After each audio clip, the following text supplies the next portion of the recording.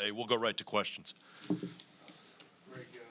started the second half pretty well. I think you had 11-1-9, got up 6 or 8 or so, and then things changed. What at that point changed? What maybe you need a little more to kind of keep that momentum? Yeah, I didn't think we started the second half real well because we gave up a three to Miguel to start it, and then we fouled a 3-point shooter. So we gave him a little confidence and momentum early. But I thought we made shots, as simple as that was. I thought the stretch where it got away from us. We had 3 or 4 possessions in a row where we missed some pretty easy looks. So some of them point blank, some good looks from 3. And then they were able to answer. I think it was 57, 56 at one point, and then they hit back-to-back threes and got some separation. So, against a really good team on the road, you obviously have to take care of the ball, which I thought we did a much better job the second half, not as well the first half. And then you've got to be able to make some plays and make shots. And, we shot the line uncharacteristically poor tonight than what we have all year. And that's credit to Maryland in terms of they made things, more difficult for us offensively. And then obviously Gillespie and the guards are really good players, and their 2 big guys are a load inside. And they made some shots. We got Gillespie to, we got the ball screen under control there, and he banks in a 3.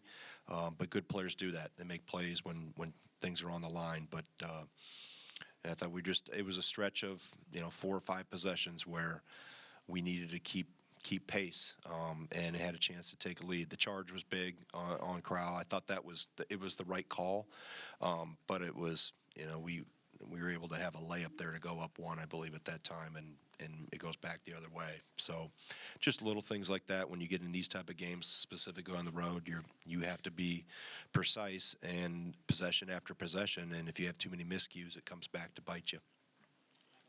Greg, specifically with the threes, what led to the disparity there in the second half? I thought we had some decent looks. I'll look through the film. I don't know if we took too many contested ones. McGee had to take 1 at the shot clock. But by and large, we know we shoot threes. So I'm not going to sit here and micromanage them when we, go 32 of 67 or whatever we had for the last 2 games. And 9 on 27 is still a point per possession. So even though it looks like, oh, wow, you've only made 9 threes, it's still a point per possession. So I want them to take good threes when they've got them. I'll evaluate the ones that we took. I didn't think we took too many bad ones, but with the number we take, there's going to be some that maybe aren't always perfect exactly all the time. But like I said, I'll have a better idea once I break down each possession on film. Hey, Coach. Just wanted to ask about Harris Smith's 3 there. I mean, he hasn't made one since around the new year. Yeah. How much did that kind of, to give up, that type of shot and then the 2 consecutive ones, backbreaker for you guys? Yeah. I mean, you play the percentages. He's 4 for whatever, right? 4 for the year.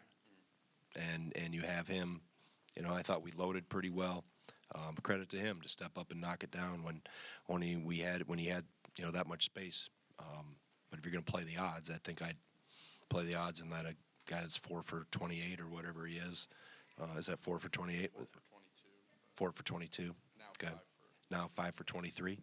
Okay. Well, he's climbing.